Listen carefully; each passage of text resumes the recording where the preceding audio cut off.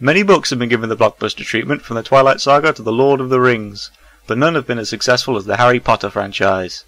And while still very faithful adaptations of J.K. Rowling's novels, certain important subplots and plot details were either not expanded on or left out completely. This is our list of the top 20 most notable omissions. Starting us off at number 20, how Dumbledore's army found out about the Room of Requirement. The film suggests that Neville found the room completely by chance after being bullied and practically falling into the room seconds later. In truth, Harry learns of this mysterious room that appears to those who need it from Dobby, who himself had overheard fellow House Elves talking about it. It's like Hogwarts wants us to fight back. That's a lovely thought, but is in fact total bullshit. In at number 19 we have the maze from the Goblet of Fire. In the film, Dumbledore mentions how perilous the maze is, yet all Harry has to deal with is a constantly changing maze, a bewitched Victor Crumb, and some fog. The real reason the maze was so dangerous was it was filled with far more formidable obstacles.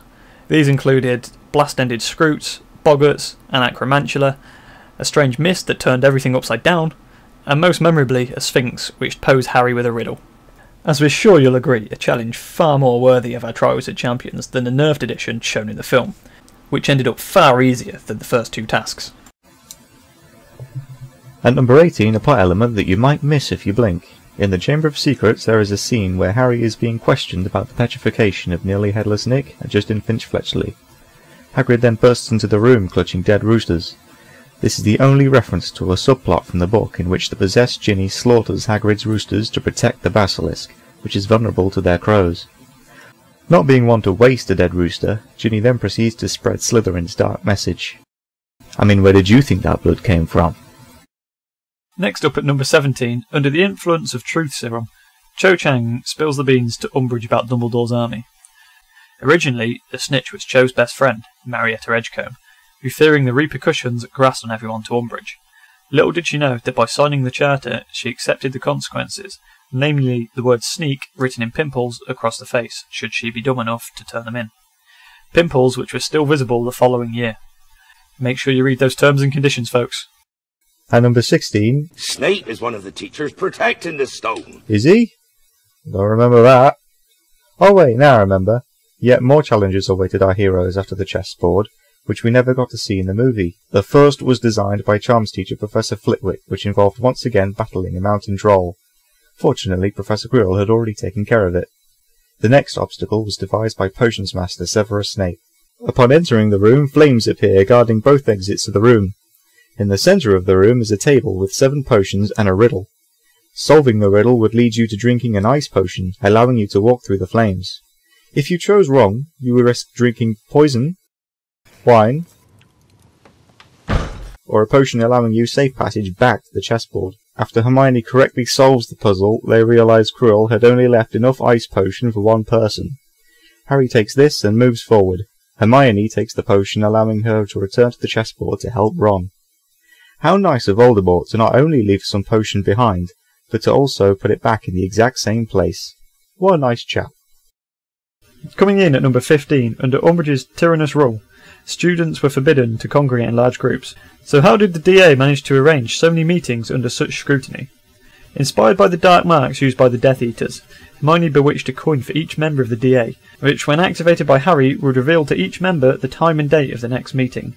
These coins were used long after the DA disbanded, such as during the Battle of Hogwarts, when ex-students who had kept their coins received word of the attack and returned to assist. 14. Isn't it convenient that the one character who could get them into Gringotts just happened to be the only other prisoner at Malfoy Manor besides Ollivander and Luna? While still a stroke of luck in the book, it was easier to believe since Griphook was part of a group captured by Snatchers, which included Ted Tonks and Dean Thomas. However, only Dean and Griphook were taken prisoner. Number 13. In order to restore Voldemort's body, Pettigrew was required to sever his right hand. Upon his return, the Dark Lord replaces the missing appendage with a magical silver hand. 3 years later, after Harry and Ron break their restraints in the dungeons of Malfoy Manor, Pettigrew comes to investigate. After a short scuffle, Harry finds himself being strangled by the man who had betrayed his parents. Harry then reminds him of the life debt he is owed after he convinced Sirius and Lupin to spare his life 4 years prior. This causes Wormtail to hesitate. This moment of mercy causes the enchanted hand to turn on its owner, strangling him to death for his weakness. At number 12, Did you ever wonder who cooked every feast, made every bed, every day at Hogwarts? Hermione would tell you it was slaves. As mentioned in the films are the army of house elves, tirelessly working to keep Hogwarts ticking over. One of which was Dobby, who Dumbledore was happy to pay for his services. The other elves were happy to work for free, a fact that Hermione couldn't seem to grasp. Unhappy with how the house elves were being treated by the wizarding world, she forms her own organisation, the Society for the Promotion of Elfish Welfare, or as Harry and Ron call it, SPEW. This was around the same time that Hogwarts was hosting the Triwizard Tournament. Fearing he was not prepared for the second task, Harry was about ready to give up, when Dobby comes to his aid, with Gillyweed, as opposed to Neville as shown in the films. Once again, Dobby coming up trumps last minute. And at 11, you might have wondered why Dumbledore continued to employ this seemingly useless teacher whose divination skills were questionable to say the very least.